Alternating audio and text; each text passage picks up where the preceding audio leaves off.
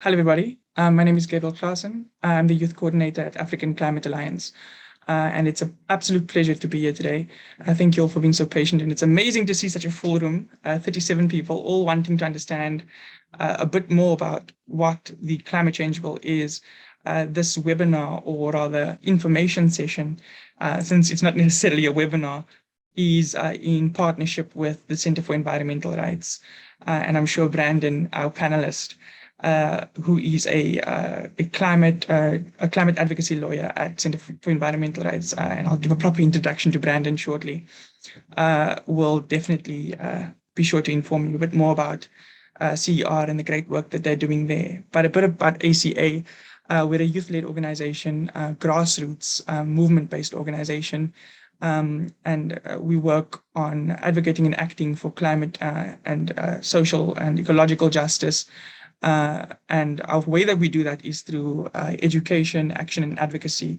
Those are three of our programs, as well as our ambassador program, which helps to capacitate, enable, and build change makers across Africa. Right now, we've got three different countries with ambassadors in it: Malawi, Cameroon, and South Africa. And this year, we are building even further and launching into other countries across the continent.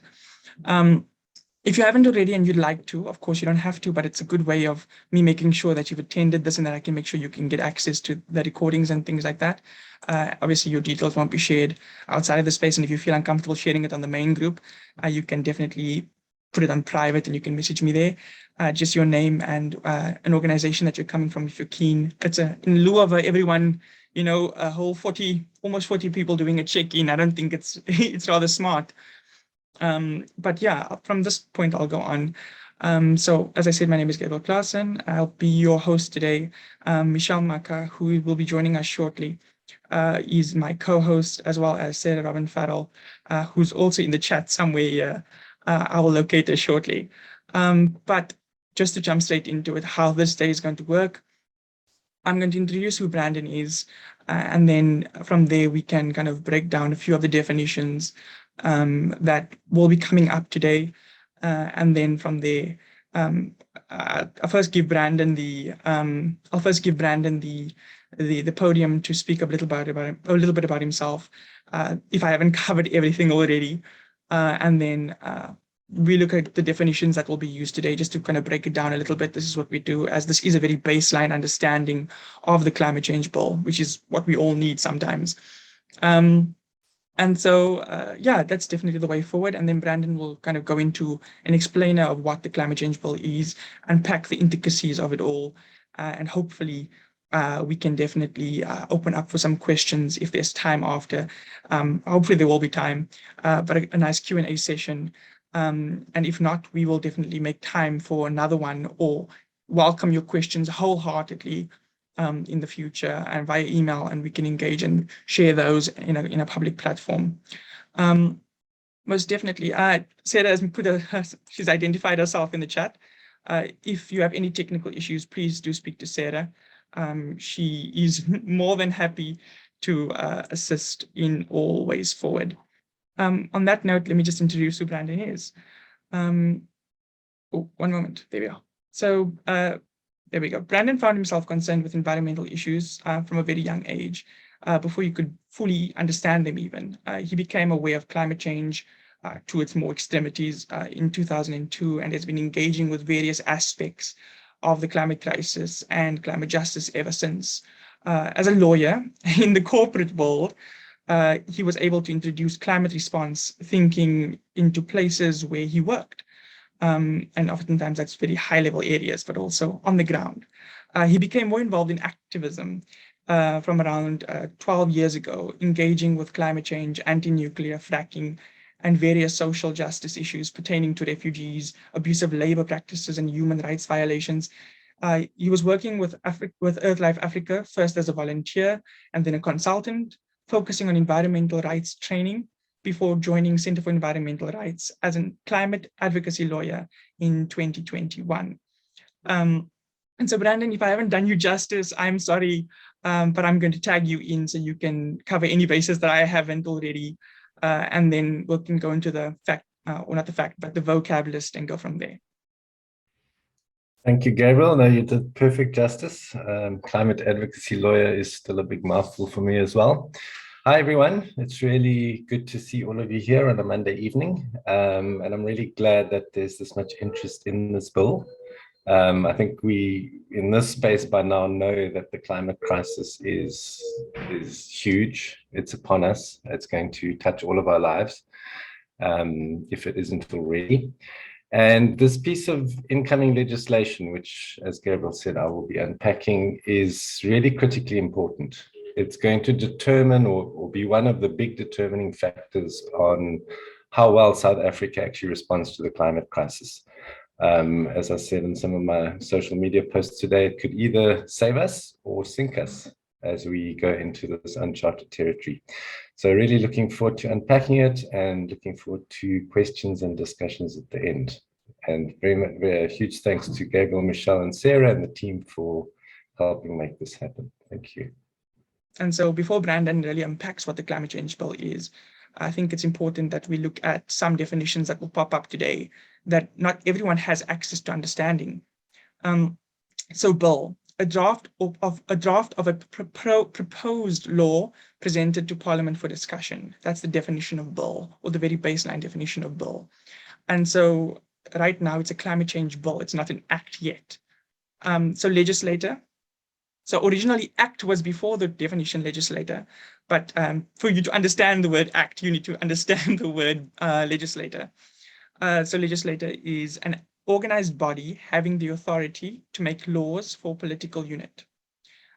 Act, a statute or law made by a legislative body. So that's why you needed to understand the difference there. Cooperative governance, the Constitution states that the three spheres of government have to assist and support each other and share information to coordinate their efforts to ensure that we as public participants can receive what is meant for us. Sector, an area or portion that is distinct from others. So there's certain sectors of civil society. There's community, there's youth, there's business. If you count business as a sector of civil society, many don't, many do. But obviously this is a space with different and varying opinions, so more than welcome conversation a bit later. Then climate mitigation, avoiding and reducing emissions of heat-trapping greenhouse gases into the atmosphere to prevent the planet from warming to more extreme temperatures. Then climate adaptation, actions that reduce the negative impact of climate change while exploring potential new opportunities. So oftentimes you'll hear the words adaptation and mitigation in relationship and correlation to one another. And so don't be scared if you hear that and you're a bit wondering like, oh, what is it? Because the hopes are now that you understand it a little bit better or you see it. It makes a bit more sense. Then greenhouse gases. This is a word that we all may know, but some of us may not. So I've put it on here. Also on the recommendation from Center for Environmental Rights that we look at it.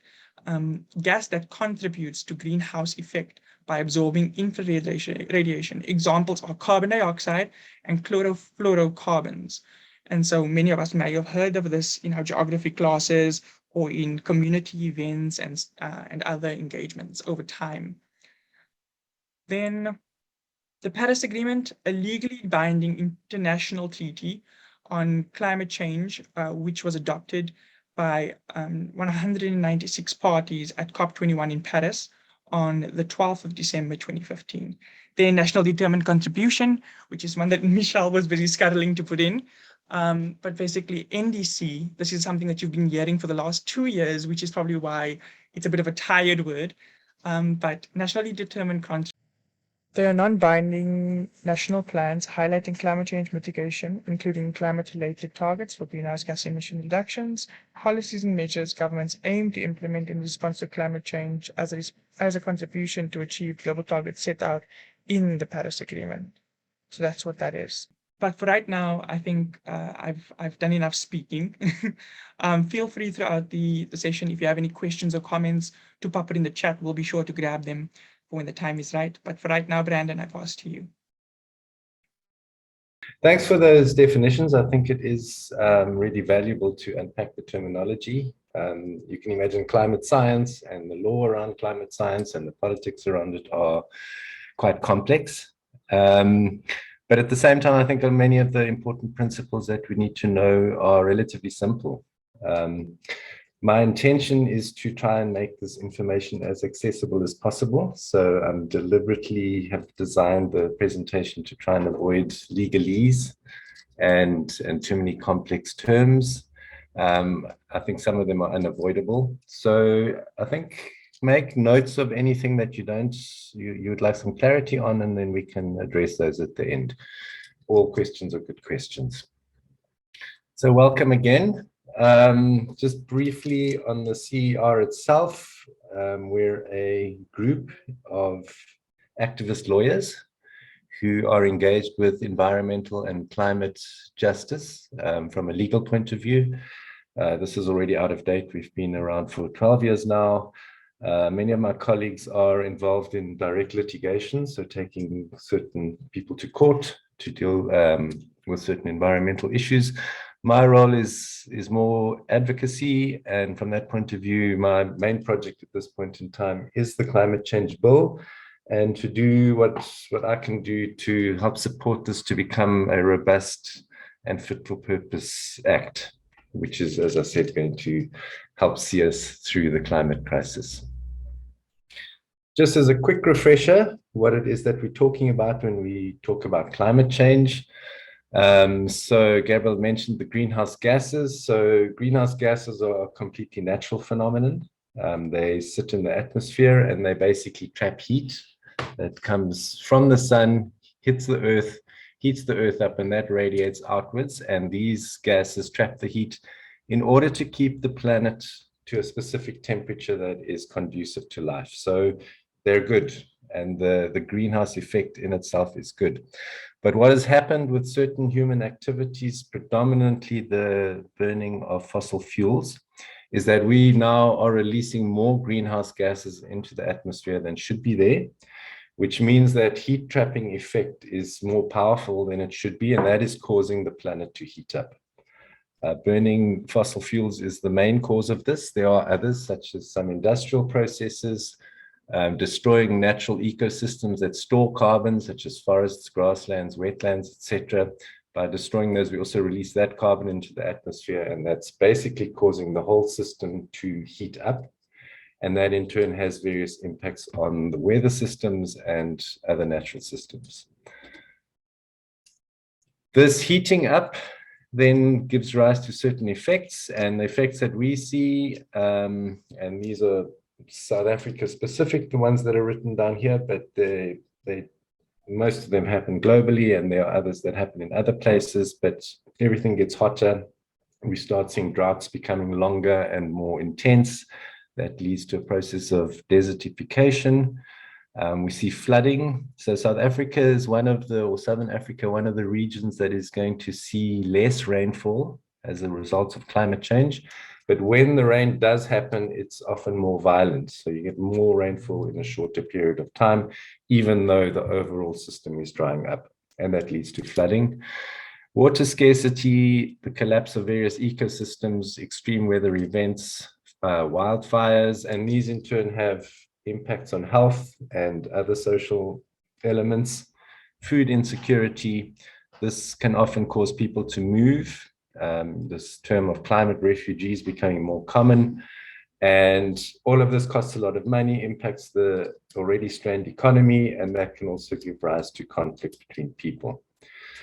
According to the science, we really have, in many respects, less than 10 years to act. That's not absolute, but in order to try and keep warming to a 1.5 degree increase over pre-industrial levels, we need to almost halve our greenhouse gas emissions by 2030. So this next, well, that's now 8 years away, these next 8-10 years are critically important, and we need to see urgent action. And this is one of the reasons we need the Climate Change Act to be as powerful and effective as it can be. As I say, there are many things that cause global warming or climate change, but the fossil fuel burning is really far and away the main one. And if there's one area that we really need to focus on is to reduce and eventually stop using fossil fuels in order to slow down, halt, and then hopefully reverse this process of global warming. Just to give you a little idea of the bill and what the process is. So as Gabriel said, a bill is something that is going to become legislation. In this case, it was drafted by the Department of Forestry, Fisheries and the Environment. They've actually been busy drafting it for quite a long time. I think they've been at it to some extent for 9 years. And in 2018, there was a bill that was published for comment. It then went into a process of negotiating, and we've now got the current version of the bill, which again was published in October last year and tabled in Parliament in February this year.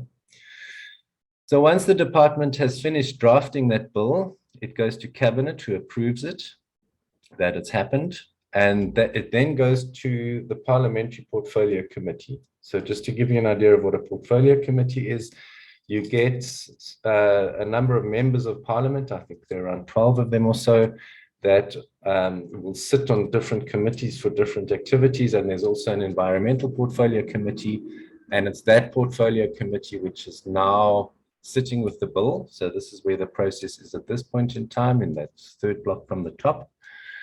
The committee was briefed by the Minister and the Department of the Environment on Friday. So that's where they basically motivate why this bill has been put together. And it's now in the Portfolio Committee's hand as to how that legislative or lawmaking process runs.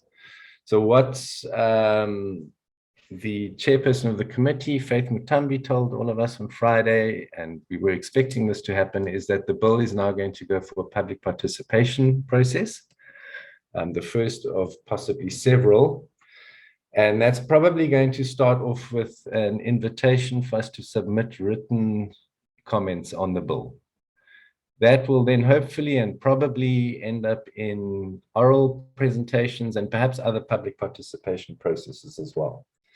From there, and this is a bit of a simplified version of what it really looks like, it then goes to the various provincial structures, because it's a piece of legislation that is going to impact on provinces and the way they operate as well. And those committees in the provinces then also look at the bill and very likely may also call for public participation. So there's hopefully going to be a few opportunities for that. And once everyone's agreed that this piece of legislation is what it should be, ultimately there may be changes that get made, but ultimately it goes to Parliament, to the National Assembly, which then will approve or reject the bill depending on what's happened earlier on in the process. And the bill at that point then becomes the Climate Change Act. The president signs it, it goes into a government gazette, and then it becomes a law of the land. So why are we saying this bill is so important? Well, we're not winning the climate struggle, at least not yet. Emissions of greenhouse gases are still rising. With the COVID pandemic, we actually saw the emissions drop for a bit, for the quite dramatically for the first time in many years. But that was obviously because there were lockdowns and a whole lot of economic activity shut down. We're back on track, and in fact, emissions, it looks like, are rising again. So the science is telling us we must drop them by 8 or 9% every year. Instead, it looks like they're going up by about 6% per year. So you can just imagine what kind of a problem that is. Targets and measures are generally weak.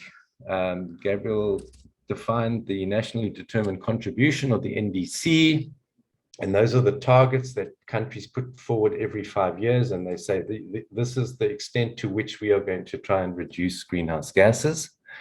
The latest NDCs from countries around the world are an improvement from the previous ones that were submitted soon after the Paris Agreement was signed, but they are still not yet where they need to be. If all the NDCs were followed by all the countries around the world, we'd be looking at a 2.8 to 3 degree increase. Just for information, we're already at 1.1 degrees warmer than the middle of the 19th century when we started burning coal. So if you look at graphs, you can see that the temperature starts rising at that time, at the beginning of the Industrial Revolution, when coal and then after that other fossil fuels started being burnt. So we've got a lot of work to do and not a lot of time. Then we have what is said in policy and in NDCs and by the president and the ministers, et cetera, in terms of we need to act on climate. But then we see that some of the actions that are taken by government and by partners of this in the private sector are not backing up these claims of the climate crisis being addressed. We're seeing a huge onslaught of fossil gas. There's something like 25,000 megawatts of gas to electricity projects in some stage of application. They want to frack in the Karoo, and in KZN, they want to extract gas and oil from offshore. We've seen these seismic blasting cases being taken to court and being challenged, but that's something that's actually gone on for many years. So certainly there's a strong intention in some quarters to continue producing as much fossil fuel as possible.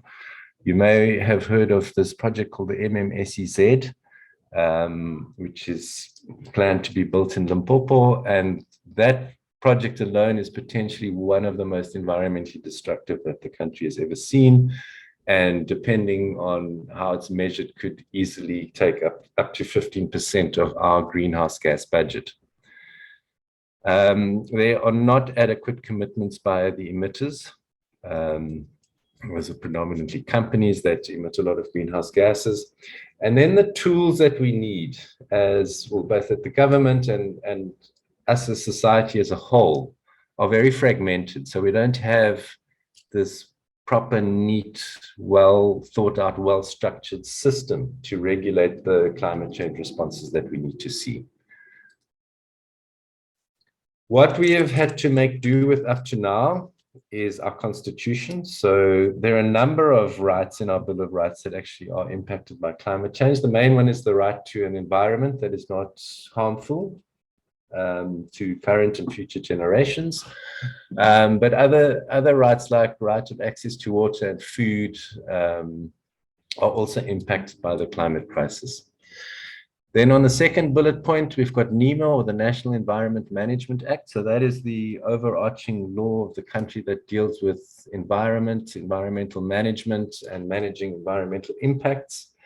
That has now been held by the courts to also include climate change and climate considerations.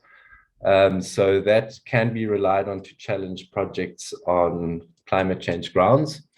And then what we know as PAJA, or the Promotion of Administrative Justice Act. So this act also comes from one of the rights in the Constitution.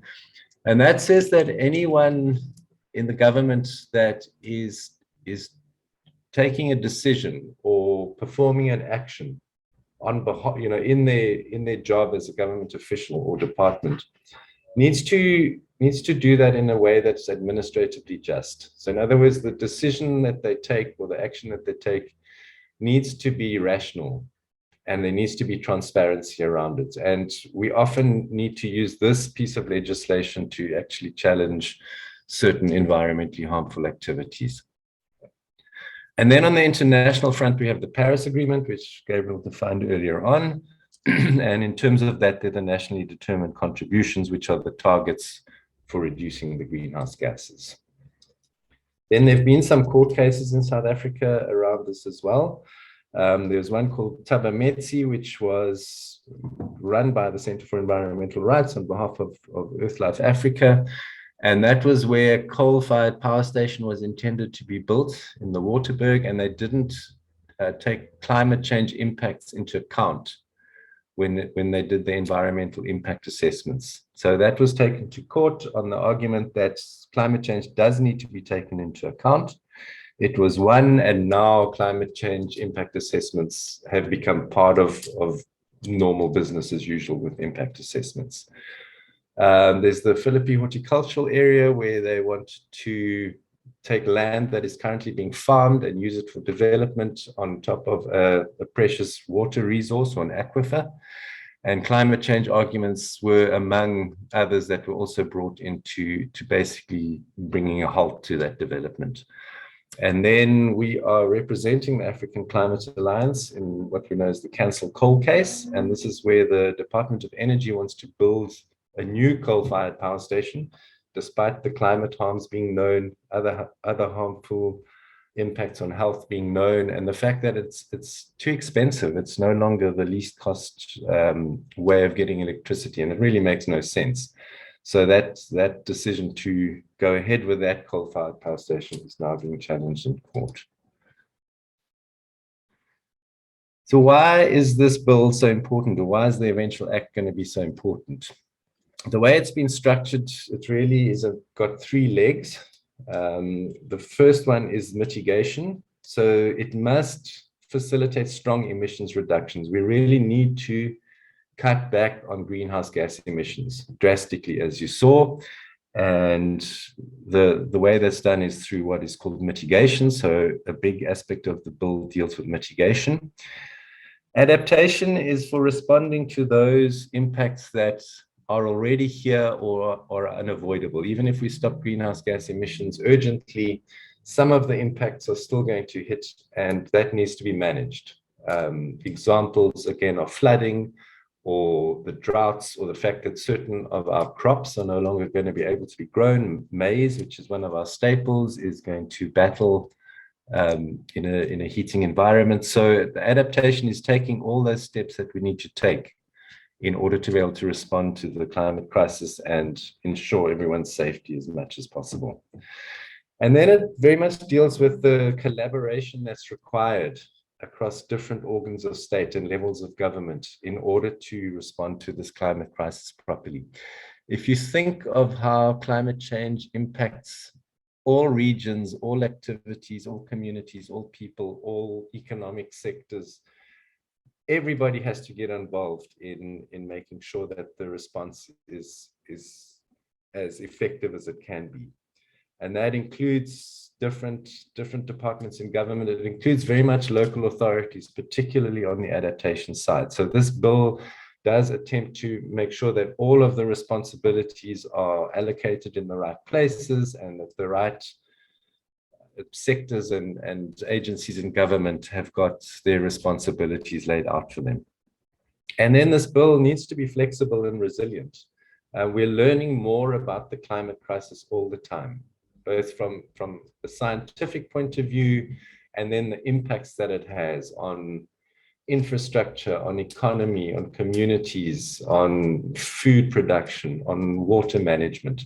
So as this new information comes in, and as changes are made, this bill needs to ensure that it can stay relevant and continue to do the job of managing a sound climate response.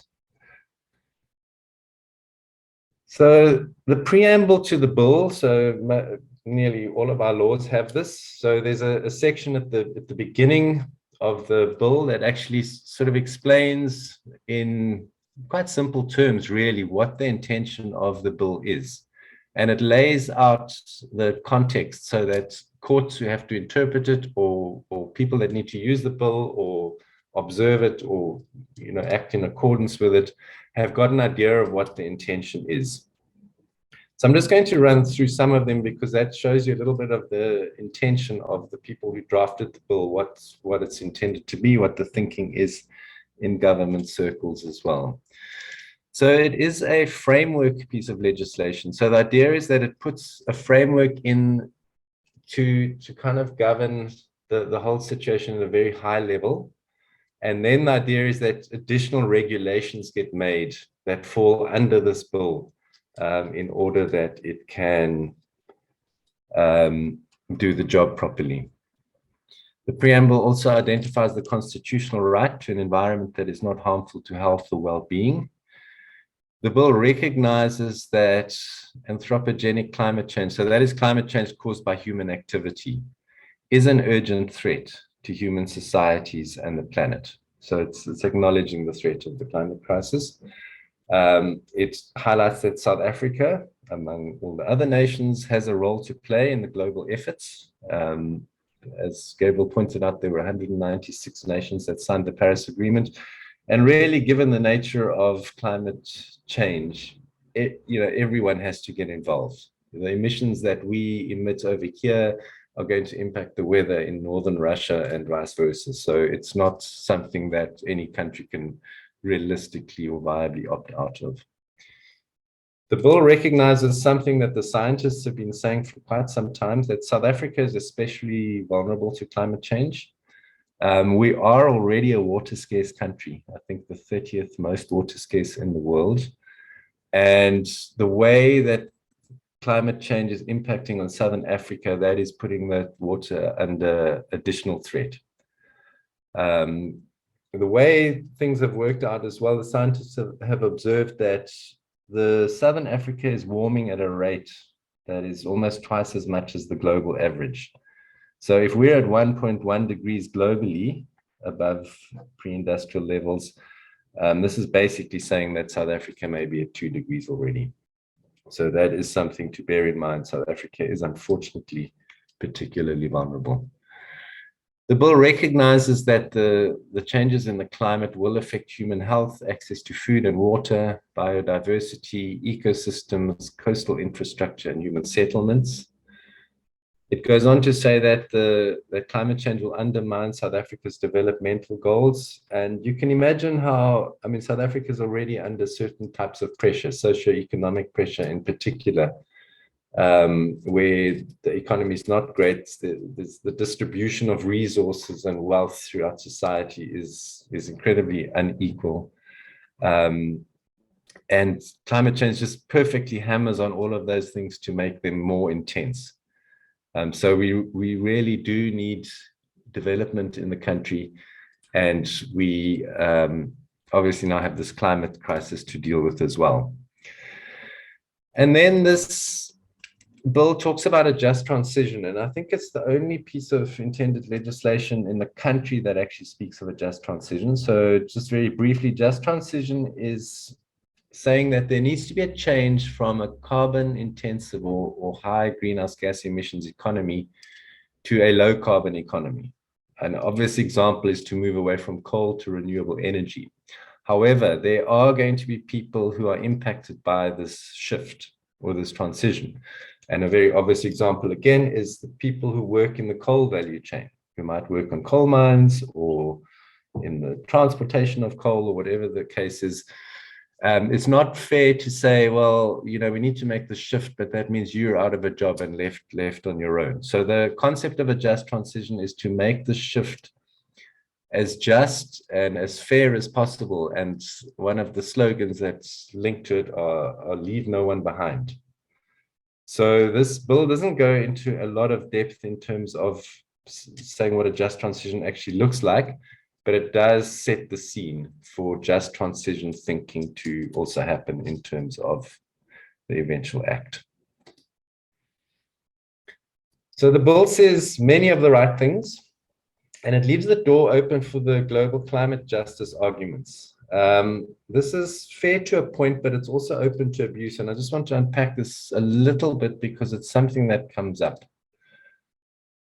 If we consider the concept of climate justice, so a big piece of that is the global north or the developed countries. They have been responsible historically for most of the carbon greenhouse gas emissions.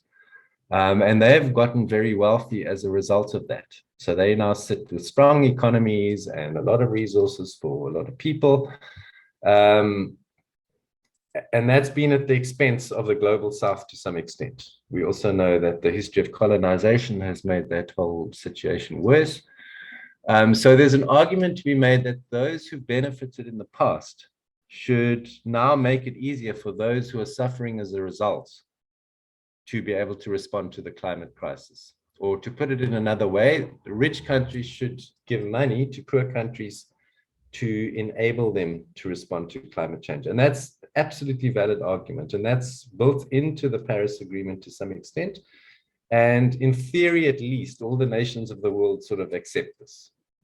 In practice, it's a different story. The developed countries have supposed to have been providing $100 billion US, for example. This was 2-3 years ago already, to developing countries to help with climate change adaptation. That money has still not been forthcoming, and at the last global talks, they're trying to push it out to 2025. So there's a real issue here, which does need to be taken into account. But there's also the concept of climate justice within society. So if we just look at the South African situation, for example, there are a lot of entities getting really rich off fossil fuels, or of being in that fossil fuel industry, etc. And a lot of the pollution costs and the costs of doing that, the environmental costs, the social costs, get pushed onto other people. And those polluters are not being accountable for what they need to. So this is why I just want to raise this thing to be quite careful. There'll be those that say South Africa doesn't need to take urgent climate action because other developed countries need to do that instead. Yes, the other developed countries do. Yes, they need to be accountable and they need to come to our assistance and the assistance of other developed nations. But that does not mean that South Africa doesn't and shouldn't also be taking the necessary action to mitigate the climate crisis. So when we look at some of the wording in the bill, it talks of developmental goals, it talks of the use of natural resources, it talks about justifiable economic development, it talks about South Africa making a fair contribution to global efforts, it talks about the national circumstances, and then finally that's the wording from the Paris Agreement. It talks about common but differentiated responsibilities and capabilities. So yes, we can expect the USA, Europe, China, etc. to do more, because firstly, they are wealthy at this point in time, and secondly, they are responsible for a lot of the emissions. That, however, doesn't mean that South Africa can sit back and do nothing. We are the 12th highest emitter in the world, which is quite high, and we've got one of the most carbon-intensive economies in the world. So in other words, for the amount of greenhouse gases we emit, we don't get that much economic value back. On the upside, we are like that because of this reliance on coal-fired electricity. And in a sense, while it's hugely challenging to shift from that system, it's perhaps easier for us to do that in some ways than some other nations that are more kind of entrenched in a high carbon infrastructure. So going into the mitigation leg of the bill, the minister is supposed to determine a greenhouse gas emissions trajectory. You don't need to understand particularly in detail what that graph is, but it's just to give you an idea of what an emissions trajectory is. So this black line over here is what the emissions have been. In South Africa, they actually peaked just before 2010. There was the global economic crisis at that point in time, which saw a lot of economic activity drop off in South Africa, and emissions went somewhat down at that point in time. But really, it's a pathway. If you look at this key on the bottom right over here, if our emissions kept on rising, it would be critically insufficient in terms of responding to the climate crisis, all the way through to being compatible with 1.5 degrees. So the minister needs to set a pathway for how many emissions or how many greenhouse gas emissions we're going to reduce and by when, which basically can then give us a picture. Are we on track for a 1.5 degree, a 2 degree, a 3 degree level of heating, or whatever the case is? So that is one of the minister's first jobs in terms of the bill.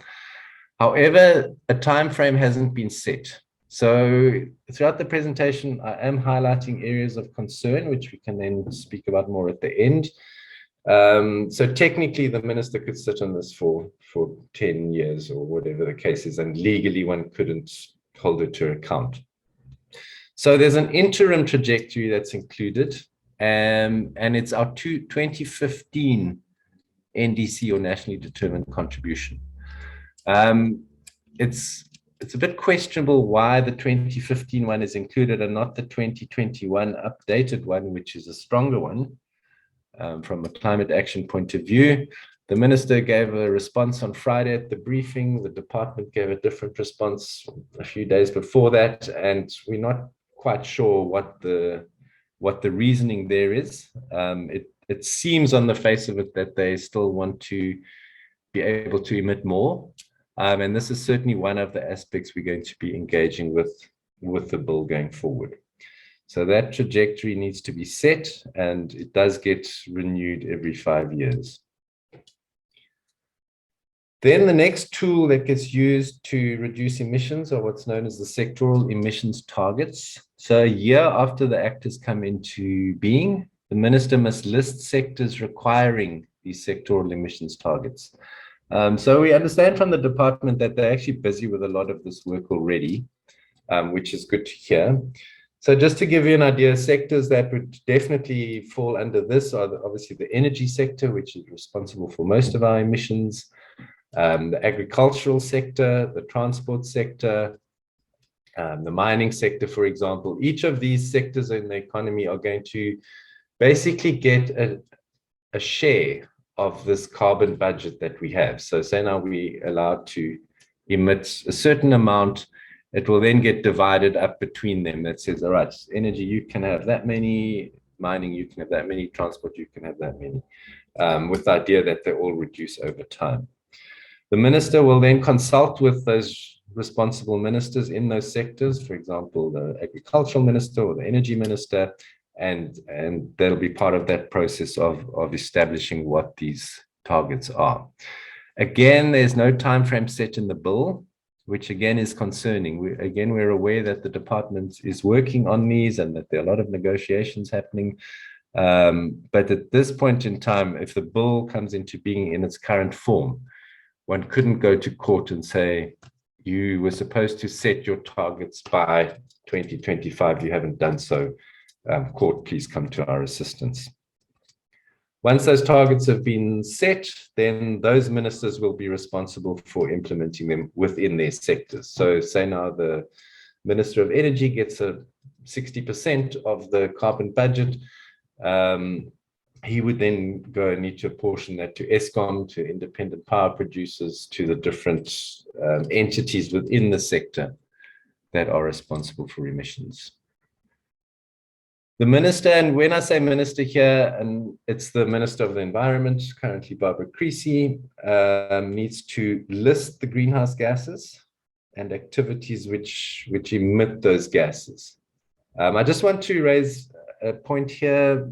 In the beginning, there was a definition of greenhouse gases, and carbon dioxide and chlorofluorocarbons were mentioned. It's worth noting that one of the very potent greenhouse gases is methane. And it's important because it is from the gas industry that most of the methane emissions come. So all this push for a lot of gas in South Africa, one of the real dangerous downsides of that is that methane gets emitted from that production process, and methane is initially 80 times more potent than carbon dioxide as a greenhouse gas. So that's just something to bear in mind when people say gas is a clean fuel or a necessary transition fuel. It's actually very dangerous to the climate. Once these have been listed by the minister, then emissions limits need to be identified, and it says persons here, but it generally will mean companies, subject to a carbon budget. So Sasol, for example, which is one of South Africa's really big emitters, will get given a carbon budget, and they'll be told you may not emit more than X amount. But again, there've been no timeframes prescribed. So this is one of our fundamental concerns, as you can see, is that many of these important steps are not going to have legal backing to force them to happen. So the minister will allocate the carbon budgets to these companies. And then the idea is that if a person emits more than what their carbon budget is, they will be subject to a higher carbon tax rate. So we've now got a Carbon Tax Act, which basically levies tax. You need to pay tax on your greenhouse gas emissions. At the moment, it's very low. There are a lot of allowances and that sort of thing. The idea is that it gets progressively stronger, and the idea is that people pay tax on their emissions. And in terms of what Treasury has said in the budget speech, people who emit more than their carbon budgets are going to be paying a higher carbon tax rate. So that's intended to be the mechanism by which emissions are policed. People or persons or companies who've had a carbon budget allocated to them must submit a greenhouse gas mitigation plan. So in other words, they need to come up with their plan for reducing their greenhouse gas emissions. And they must monitor, implement, and report on their progress with their greenhouse gas mitigation plan. That's also a little area of concern for us. We hope that the regulator will also be monitoring and ensuring compliance. Again, here, there's been no time frame prescribed on this whole structure of carbon budgets. We know that the Department of Environment is busy with this, the Treasury is busy with this, and there are negotiations and engagements happening with industry and with certain sectors, etc. So it does seem like the work is going on in the background. But again, we would, from a pure sort of lens of looking at this act, would like to see timeframes in there so that we know that even if a less climate-friendly government comes into place, we're still going to see the necessary action. Then there is the National Greenhouse Gas Inventory. So this is also part of the bill's mitigation mechanisms. So data on greenhouse gases needs to be collected. This is already happening to a significant degree. But you need to have all that information so that the trends can be monitored and analyzed. So in other words, we want to be able to see, well, Eskom, okay, so they were emitting that 2 years ago, it's gone down to that, and therefore we can count on it going down even further, perhaps. And it must look at what the real emissions are against that trajectory or target, so that we know that everything's on track. One of our other areas of concern with the bill is around transparency and access to information. So there's very little obligation for this to be made public. The climate change law in Guatemala, for example, in Central America, has ensured that there is a website that anybody can go and look at and see what greenhouse gas emissions are being emitted, what the trajectory is, in other words, what the targets should be. And we think that that level of transparency is desirable, simply because we want all of society to be able to keep track of what's going on and raise concerns if there are concerns to be had. We've had a long, hard fight to ensure that there's transparency with other air pollution. That's an ongoing issue. And it's really difficult to get information out of the regulator or out of the companies. So if we can push for as much transparency as possible, as early as possible, I think that's going to stand us in good stead. From an adaptation point of view, so this is dealing with the impacts that are coming. So the minister must develop national adaptation objectives. So in other words, do a very high level exercise about what is it that we want to do as a result of climate change impacts coming.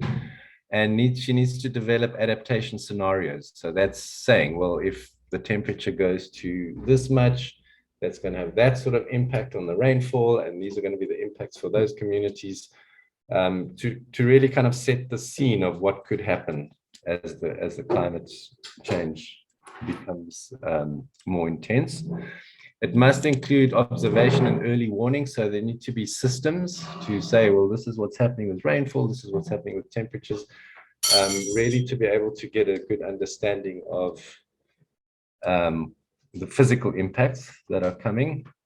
And it needs to look at potential impacts as well. After those scenarios have been developed, then the minister must come up with a national adaptation strategy and plan. So that's now putting specific steps to say that in terms of this impact, we are going to do this. In terms of that one, we are going to do that. And the idea is to reduce vulnerability economically, socially, and environmentally. And also so that it can provide a central and coordinated approach to all spheres of government. And it even mentions here NGOs, private sector, and communities. So really, this is supposed to be the master plan or the game plan for the entire country as to how we approach adapting to climate change impacts.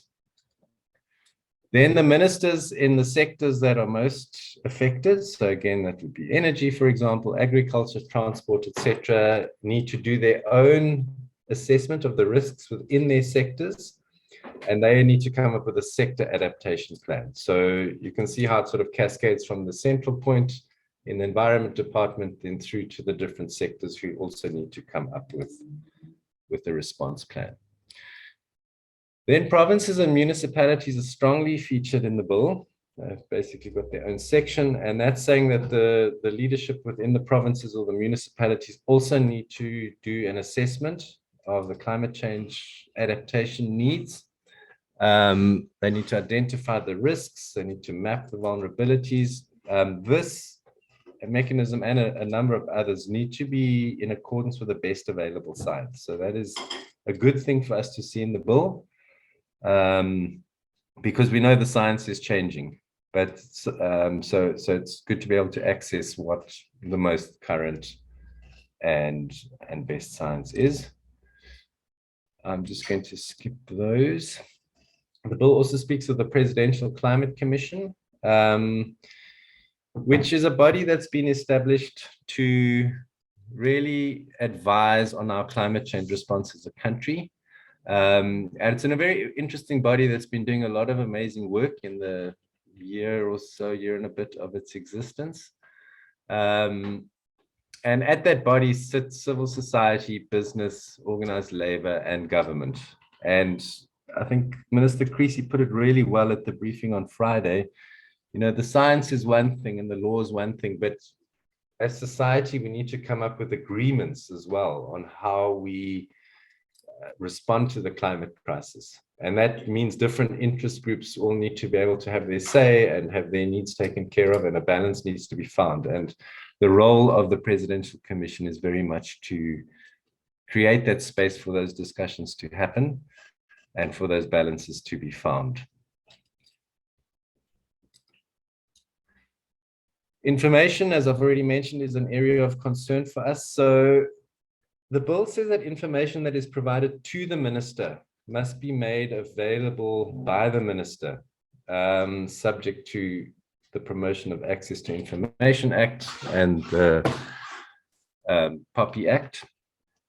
So this is a bit concerning because it doesn't say that information that is generated by the state must also be made available. So in other words, if SASL, for example, provides their greenhouse gas emissions data or their mitigation plan to government, the government's saying that that can be made available, but the obligation on the state to make its information available is not there to the extent that we'd like to see it there. And even this for the information provided to the minister is not strong enough in our opinion. PIA basically is built on the right that the public has of access to information. But there's a whole process that needs to be followed. So you could ask SASL, for example, for its greenhouse gas mitigation plan, and it won't give it to you. Then you need to go through a whole application, which can even be a court process ultimately in order to compel them to give you the information, which is expensive and time consuming. And so there really is too much still of a culture of secrecy around environmental regulation or management and that sort of thing. And we would like to see that more strongly embedded in this bill already, that the information must be easily accessible and easily available without people having to jump through hoops to get it. And then the offenses and penalties. So the only offense in terms of this bill is the failure to prepare a greenhouse gas mitigation plan. It was in an earlier version of the bill, it was sort of an offense to exceed your carbon budget, but you'd be paying your higher carbon tax rate. So that was kind of how that whole issue was handled. The higher carbon tax rate is in fact now come out of the current version of the bill. The state law advisor didn't like it in there, and I can see why. It was perhaps a little bit uncertain. So that is work that is happening between Treasury and the Department of the Environment. But basically the bill, apart from the higher carbon tax rate, which can be a real disincentive to emit too much, but it might not be, depending on the rate and depending on the emitter. So there's nothing in here that says if you continually exceed your carbon budget or cause the climate harm through your emissions, you are committing an offense. So that is something that we are looking at quite closely and feel that could potentially really be strengthened up so that, you know, people who are causing this harm for all of us can actually be held properly to account. Okay, that's sort of the technical side. We can go, there's another small section on what we can do about this and how we influence the bill, but perhaps it's a good place to have a break and see if there are any questions or comments on what we've covered so far. Thanks for that, Brandon. Thank you a lot for that. I think even though I sat through one of these briefings at the beginning of February, I think, if I'm not mistaken, it's really helpful to really unpack it again. But this one being a lot more to the ground where I actually understand everything that you're saying. So I really appreciate you and the team's work for going back, workshopping this and coming back to us. 3 questions I pulled from the chat for you. In the past, the Department of Energy and the Department of Environment haven't always seen eye to eye on what the country has to do to combat climate change. Does this bill attempt to bridge that gap? And another question with that person is also the emphasis on carbon budgets and higher tax rates for offenders suggests that government intends to rely on the market for solutions. Is that accurate or adequate? Thank you, Gabriel. And thanks to whoever asked that. So yeah, technically the bill is certainly meant to bridge that gap. The idea is that the Environment Department kind of sets the scene and is ultimately responsible for setting the carbon budgets and the sectoral emissions targets. And technically then the Department of Energy is supposed to fall in line with that. So in a sense, best case scenario, it will do that. But there's enough room in here to not let us sleep that easily at night. Because of this issue of developmental needs, et cetera, et cetera. So yeah, maybe just to give you a concrete example, the Minister of Energy feels that it's absolutely in the best interests of this country to build more coal-fired power. He says it's the developmental needs, he says it's technical reasons, he says it's baseload, all sorts of things. So that kind of power struggle is still there, and the bill doesn't really take that out of the equation, because, you know, the minister of energy could say, well, we really need this, so I need a bigger chunk of the carbon budget.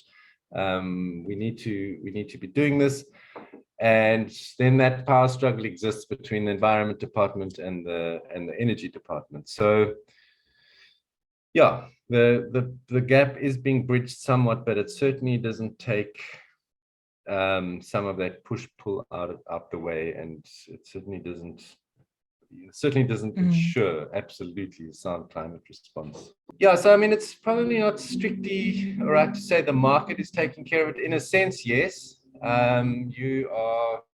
You know, if you're paying a higher carbon tax rate, that impacts on your profitability, et cetera, et cetera. So you'll be making a commercial decision, in a sense, to not emit more, which is, again, is one of the issues that we have. I don't know if it's enough to only allow that disincentive to be the case. I mean, what if an emitter continues to just do as they please? They make so much money, they're happy to pay the higher carbon tax rate, and they're just going to blow that carbon budget every year.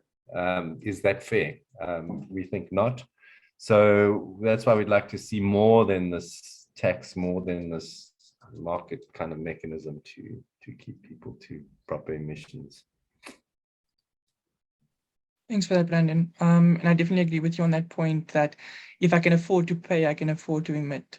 I think that's something that we're all quite clear to that there's a deep possibility.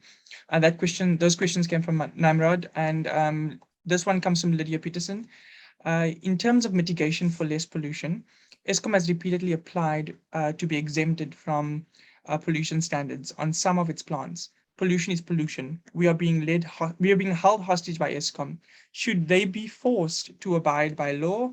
it won't be beneficial. So what happens to Section 24? Is Eskom exempt from operating above the law? Is that something within your power to respond to, Brandon? If not, we can revert back to Lydia offline. Yeah, to some extent. Thanks, Lydia. So obviously the carbon budgets, I mean, technically the minister is supposed to take every polluting activity that harms the climate and list those and put the limits in place. But there are mechanisms in there for exemptions. So technically, I mean, this big part of the struggle with Eskom has been them trying to get exemptions for the emission standards. That's other forms of air pollution.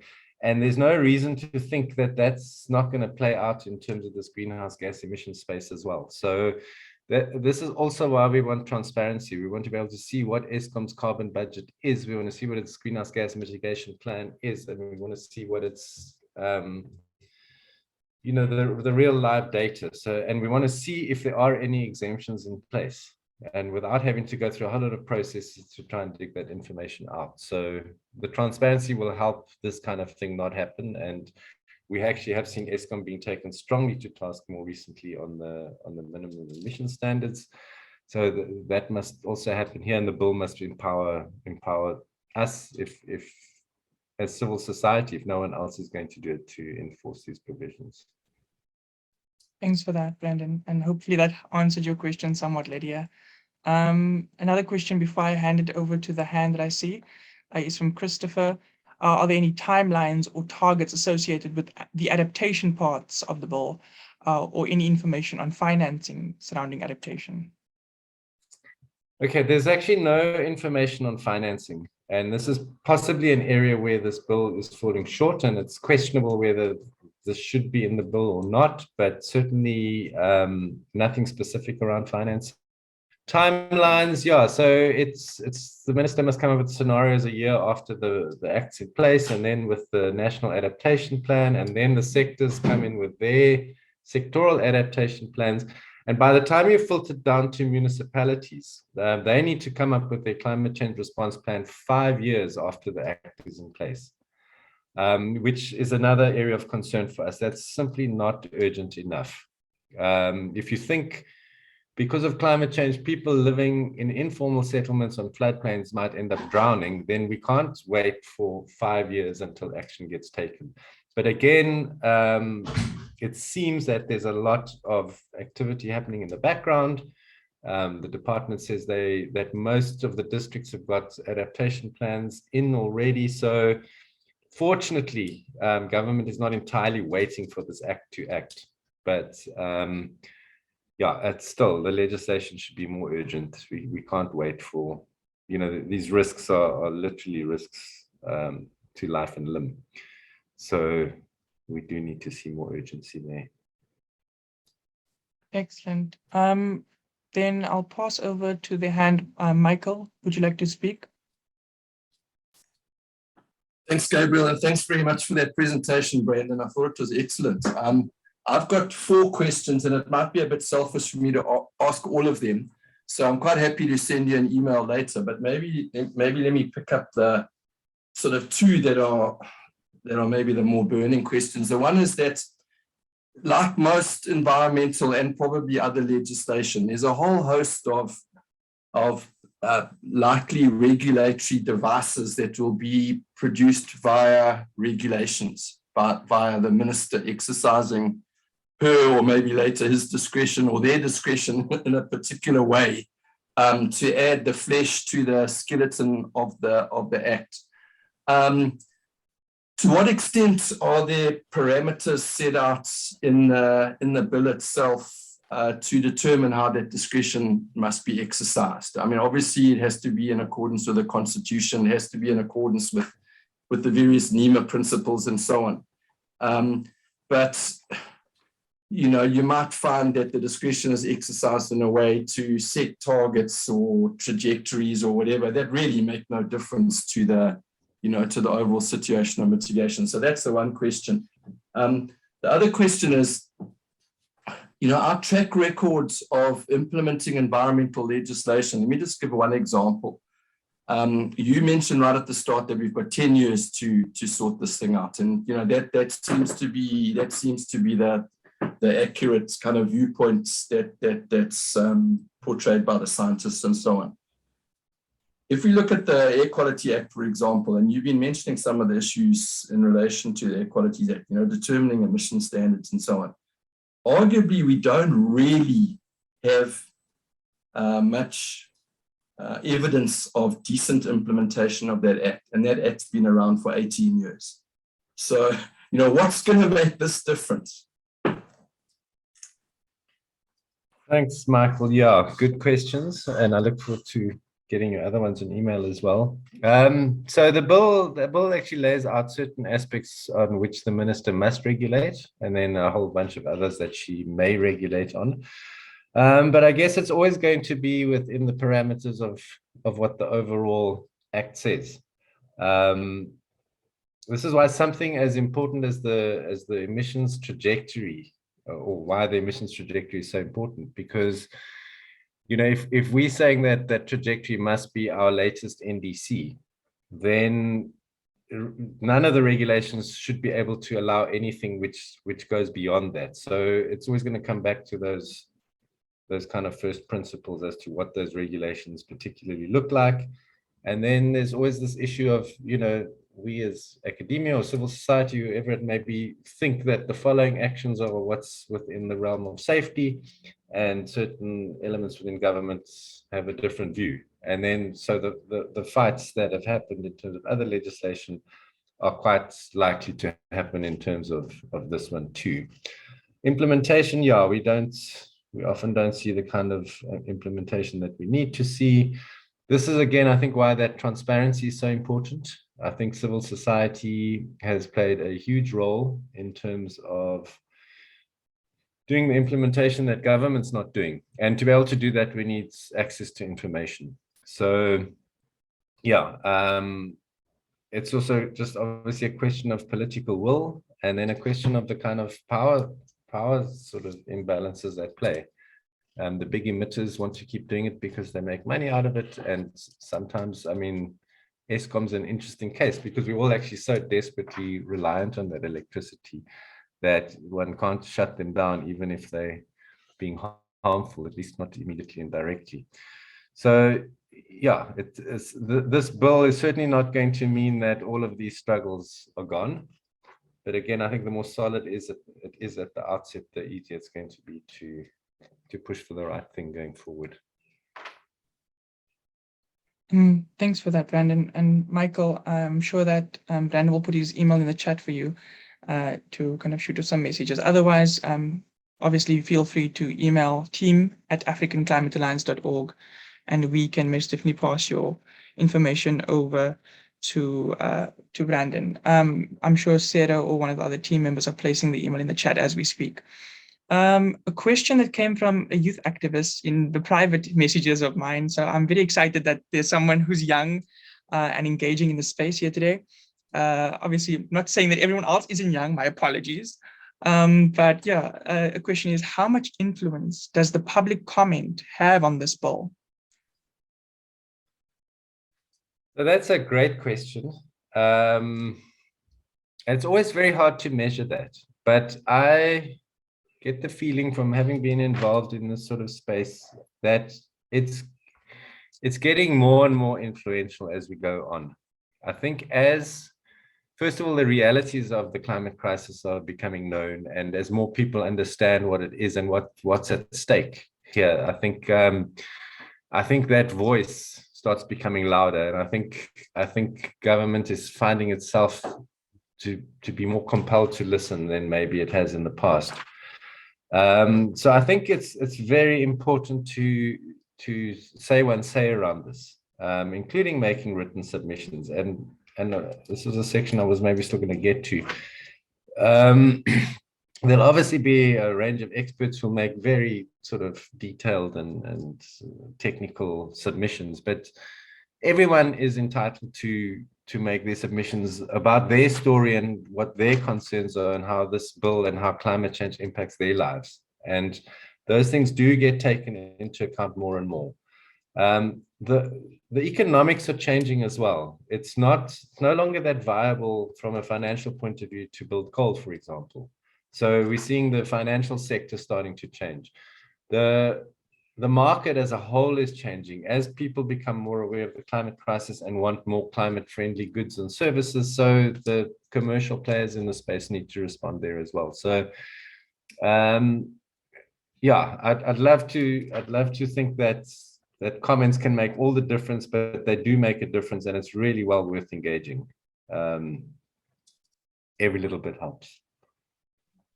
Thank you for that, Brandon. And I hope that helped you. Whoever that was that asked the question, I won't expose you, don't worry. But once again, that is a reminder that there's no such thing as a stupid question. And so if you do feel shy, you can PM me the messages, private message you in the messages. But I did hear that you said, Brandon, that you've got a bit more that you'd like to show. Do you think you would be able to show us that? Sure. But before that, I wanted to ask you this very broad question, but I think it's very relevant to ACA's work, being a country or continent-wide organization. So do you think having a common regional Southern African development community-wide piece of climate legislation would be beneficial, i.e., having a more regional approach to climate legislation as addressing climate change is a common problem, would help us move in the same direction? Do you think that is something that would be useful? I think it would be useful. I think it must be kind of framed right. We don't want it trying to do the same thing that the Domestic Act is doing and there being clashes, but certainly in terms of coordinating more regional response, something like that would be good, probably in the form of a treaty.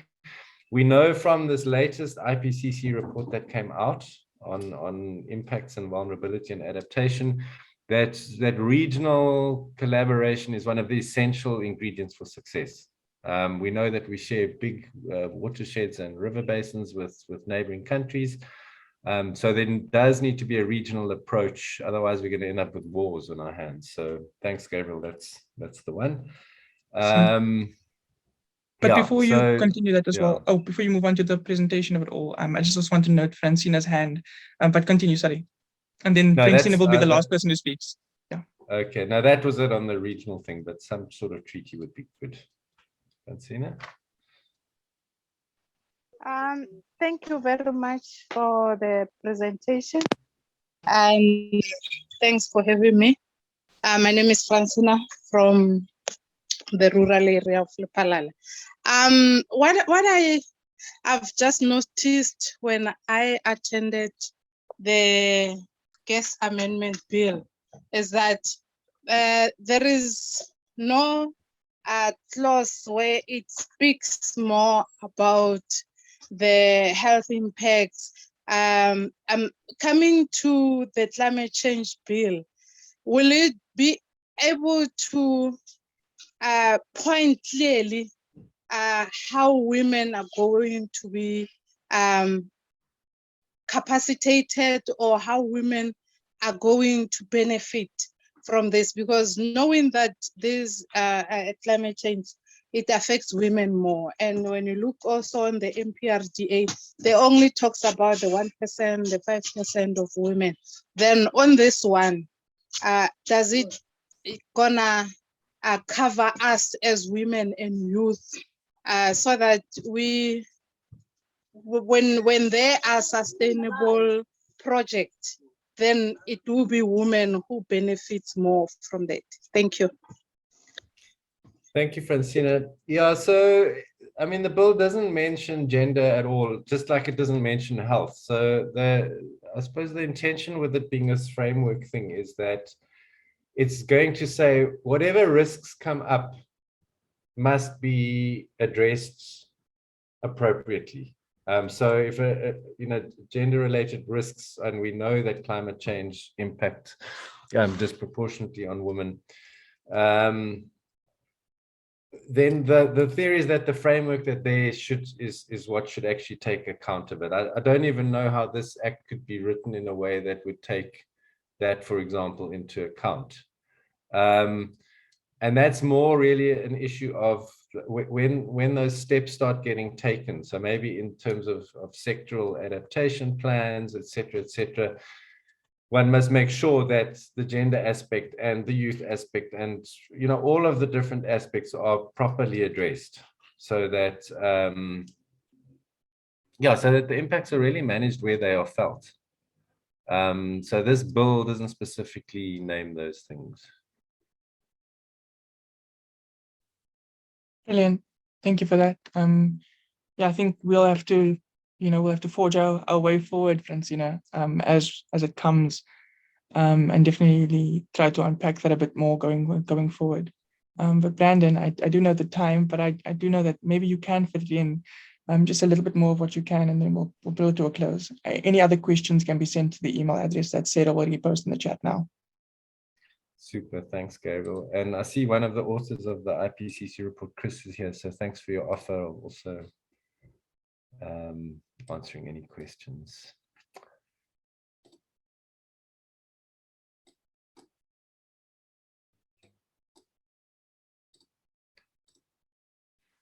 Okay, so why do we need to influence this bill? And we're saying yes. I raised the issue of urgency a number of times, that some of the timeframes that we need to see are not in there, that the targets are too weak. We're dealing with a 2015 NDC. Why is that the case? That immediately puts this bill out of alignment with our Paris Agreement obligations. This thing of compliance and enforcement, the carbon tax. So the carbon tax, in a sense, it could be great. I mean, if that sees us getting a lot of money as a society that can then be used on climate change response, great. But I don't think that's adequate for the reasons we've said. Information and transparency is the really big one. If we don't know what's going on, if things are happening behind closed doors, we as civil society are not going to be able to take the action that we need to. And then alignment and harmonization. So what this bill is trying to do is really tricky, and I don't think it's ever been done to this extent before. It's got to be one law that makes sure that any municipality you care to think of is going to do its piece in the right way as a climate response, that every company, every sector, every region, every province. So I don't want to say that those elements in the bill are deficient, but I think it's going to be a real challenge to make sure that it manages to bring everyone on board and empower everybody in the right way. So what can we do about it? So as with all of these things, knowledge and information is really critical. So sessions like this and through the African Climate Alliance, we'll make a web page address available that's going to be up soon, that's going to have information around this. Learn about it, talk about it, about climate change itself and about the bill. Speak to your political leaders, ask them if they know about the bill and what they can do to address your concerns. Francina, that issue you raised is perfect also for this. And I understand sometimes we knock on these doors until our fingers bleed and nothing happens. But the more that those decision makers hear climate change, climate crisis, adaptation, the more they're going to start realizing that their constituency actually wants action. When there are calls for comments or public participation, raise your concerns, make submissions, send whatever you want about your concerns in whatever language you want, send it through. They are obliged by law to look at all of the submissions and ask questions. Ask questions, especially if we end up in public hearings, which we are pushing for. Just ask those questions. And if the person on the stage has not answered it, ask it again, or get your colleague to ask it, because they are obliged to respond. And where they are taking shortcuts or fudging, it becomes apparent when you're asking those questions. Engage with your community and faith leaders, share your concerns, try and get this conversation happening as broadly as possible. Tell your climate change stories and the things you're worried about on social media, in your community, friends and families.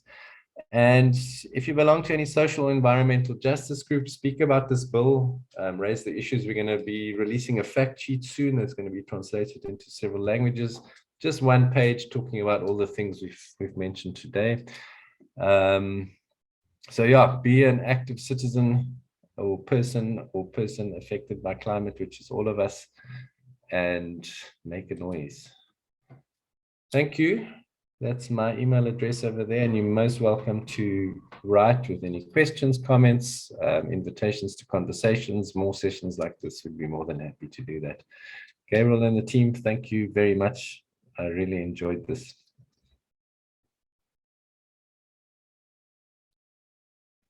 There we are. Brilliant. Thank you so much, Brandon.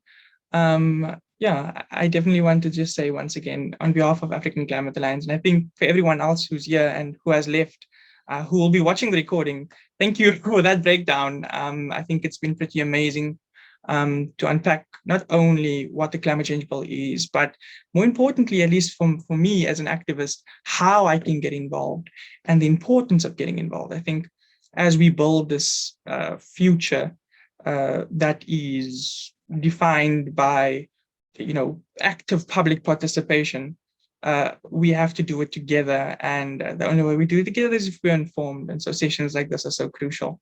For anyone who is a little bit of plugging, once again, for anyone who is wanting to understand a bit more, please follow the links to Center for Environmental Rights' website in the chat, as well as African Climate Alliance's website in the chat.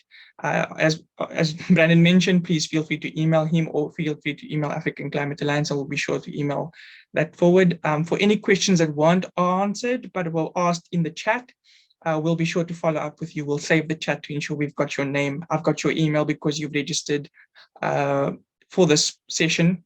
And then, of course, we can go from there. We will also ensure that everyone who registered to become part of this space gets access to the recording. But otherwise, thank you so much. For anyone who is wanting to get more involved in these kinds of spaces, like Brandon mentioned, and if you are under the age of 35, if you'd like, please feel free to join the ACA Activist Network if you're under the age of 35. If you are over the age of 35, we are more than welcome. You're more than welcome to join our mailing list in the email that we sent out, or on the registration form. There was an option to join the mailing list. If you've changed your mind, you can change your mind. If you want to join, you can join. Otherwise, I'm sure that you can also find quite a similar situation on Center for Environmental Rights' website. And with that, I say thank you all. At the top of 7 o'clock, not going to hold you 5 minutes longer. Thank you so much all for attending. Thank you so much, Brandon and Center for Environmental Rights team, for all your hard work. Thank you to the ACA youth activists and the ACA team in the chat, and for everyone who participated and attended today. I hope that you enjoy your evening further, if it is evening where you're at, and have a fulfilling week coming forward. Bye-bye.